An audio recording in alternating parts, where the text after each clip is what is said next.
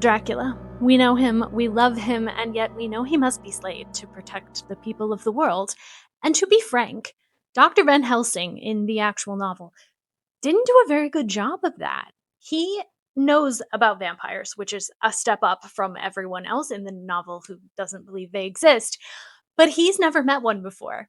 Dracula is this man's first vampire. This isn't meant to be a drag on Van Helsing, maybe a little, but it also was an inspiration for me to create my own vampire hunter character, a woman who would listen and communicate, especially to the women around her, and then maybe Lucy Westerner wouldn't have had to die.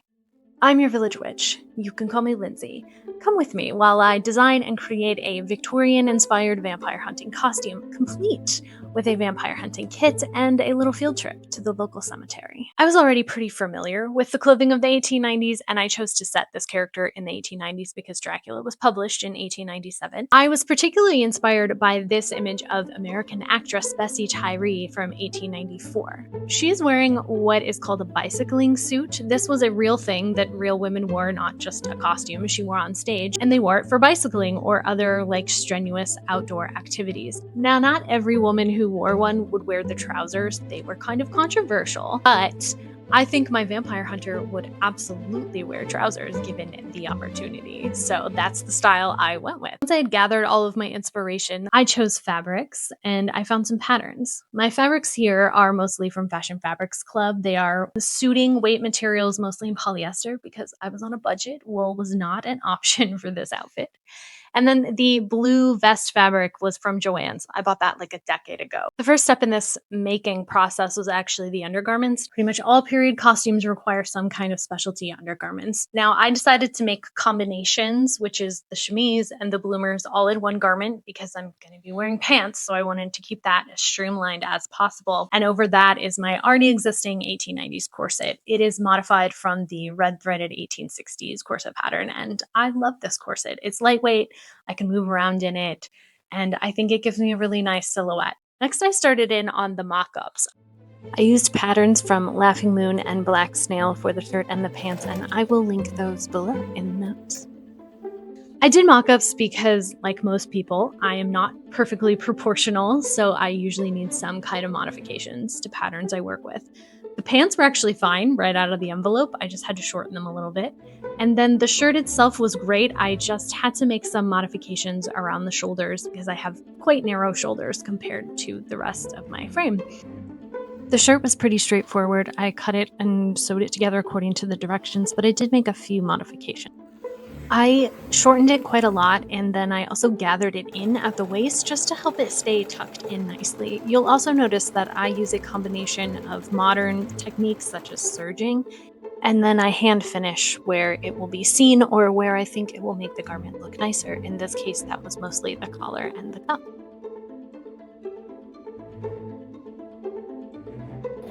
The trousers were very straightforward. Again, I just followed the pattern directions, and here I'm doing a little bit of decorative top stitching just to help keep the fabric crisp. And here is how those layers come together. If I were not wearing a vest, I'd probably want a corset cover to act as a camisole between my corset and the shirt, but I am wearing a vest, so you can't tell, so why add an extra layer? The vest is where things got a little trickier. I used the Black Snail 1890s vest pattern, which was a wonderful pattern. It has great instructions. The pattern itself is well marked, proportional, everything goes together like it should. But like I said before, I am not a perfectly proportional figure. I am petite through the shoulders, more petite than my bust measurement. So I had to make a lot of modifications again to get the collar and neckline to fit. And I definitely overthought it, and I definitely made it way too hard on myself. It took more mock-ups than I care to say, but eventually, after some assistance from some costumer friends of mine, I got where I needed to be, and it fit. I only have a few clips of working on the vest because I was so distracted by the fitting issues. I do like to cut all of the lining and fabric and interlining pieces all at once.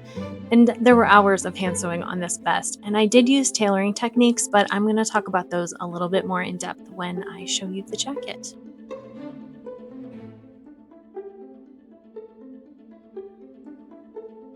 I think the vest without the jacket is actually a really cute look all on its own. And you can see here I've added a tie and my shoes, which were just purchases from Amazon. The tie is tied in a double Windsor knot, which is period accurate. And I feel rather dashing in this look.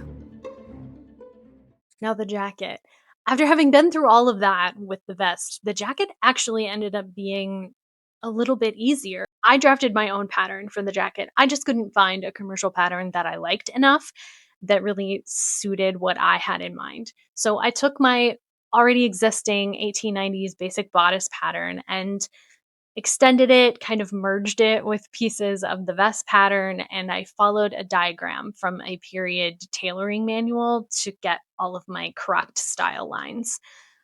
It was a process, but I got there. And then for the actual jacket assembly, I reference the Reader's Digest Complete Guide to Sewing, which has a whole chapter on tailoring techniques, and Authentic Victorian Dressmaking Techniques, which also has a section on tailoring. I am not an expert tailor by any stretch of the imagination. I took one tailoring course in grad school, but that was a decade ago, and we were making a theatrical 1950s men's suit, not a Victorian period women's jacket. So I was really winging it here. I was pushing my limits, and I'm so glad I did it because tailoring is fun, and I really like how it came out. There was a lot of cutting involved with this jacket. There was the actual outside fabric, there were all the lining pieces, there were a lot of interlining pieces as well to give it that jacket structure. I'm pretty sure I took an entire day just cutting out all of the pieces. Here they are, all laid out in piles, ready for me to sew. I did stitch the darts and all of the seams by machine, but the interior work of tailoring pretty much requires either specialty equipment or a lot of hand sewing. Luckily for me, I really like hand sewing. Here I'm preparing the horsehair layer for the inside front of the jacket. The horsehair gives the jacket structure and helps it stay smooth over the front of your body. Here I am just stitching the little front dart in the horsehair closed by hand. I also had to do a lot of what is called basting, which is temporary hand stitching to hold things in place while you work on everything. It all gets taken out at the end. This is the key to tailoring. This is pad stitching. Pad stitching is what helps the collars roll properly to the outside.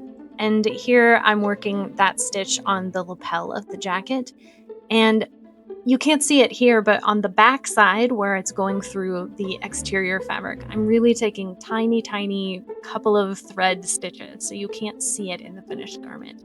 This is the collar. It also gets a lot of pad stitching, just so it lays nicely.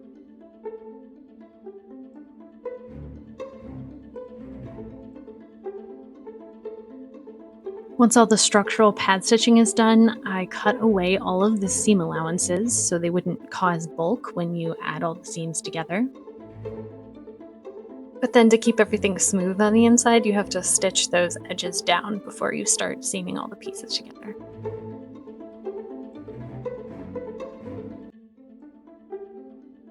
Now for even more structure, I'm adding seam tape, which covers that raw edge of the horsehair, and it also helps support the roll line, which is where the lapel and the collar flip to the outside of the garment.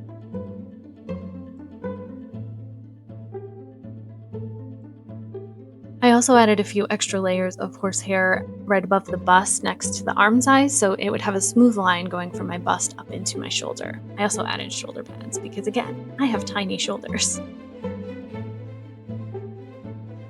To get my perfectly set sleeves, I put the coat on the form and gather and pin the sleeves into place right there. Then I take it off the form, baste everything by hand, and then I sew it in by machine. It's a little bit of a process, but I love how the sleeves hang in this coat. The gathering stitches here are 2 rows evenly spaced done on the machine. You want 2 rows in case one of your threads breaks while you're working, and it also just helps keep the pleats a lot more even as you gather them. And the final step was putting in the lining, which was a little bit tricky, but worth the work because now the coat is fully finished on the inside.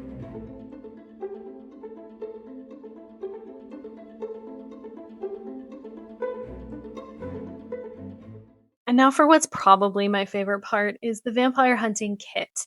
You've probably seen these on Pinterest or sometimes they pop up on Instagram. They're billed as like real antique Victorian vampire hunting kit. And that was not a thing, but they're usually put together out of antique items and they are very fun. So I wanted one of my own.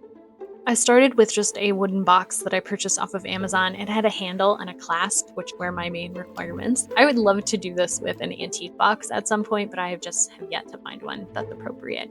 To make the inside kind of upholstered looking, I started with a piece of poster board and some foam that just came in something that I'd ordered at some point.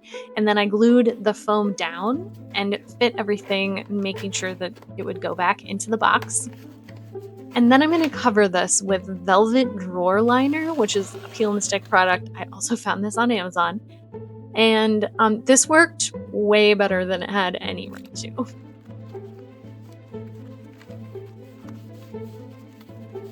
The peel and stick was actually pretty forgiving. It was sticky, so if you weren't careful, you could stick it to itself, but it's not too bad to work with on the whole. And then to finish up the edges, I just wrapped it like a present and stuck it in the box. It's not even glued down in there, it just stays in on its own. I added some foam to the top as well, just to fill in some little crevices that were up there, and then applied the peel and stick on the inside as well. This was a little trickier because I had to cut away the excess on the edges, but I just went in there with an X-Acto and was patient.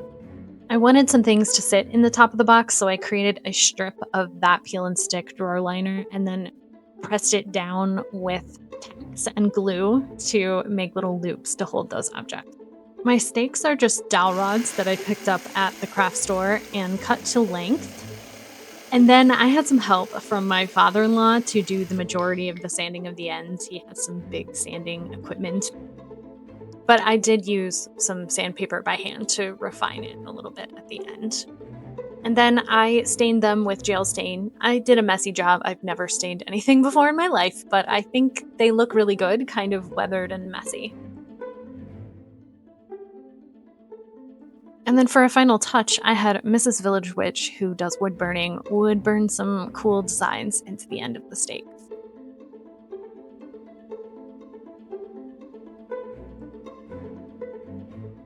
I decided the inside of the kit looked too new, so I watered down some acrylic paint in grimy colors to give it a more lived-in appearance. The rosary and the hammer came from an antique store, and the little vial of holy water is just glued shut to keep it from leaking. Now that everything's in place, let's go vampire hunting.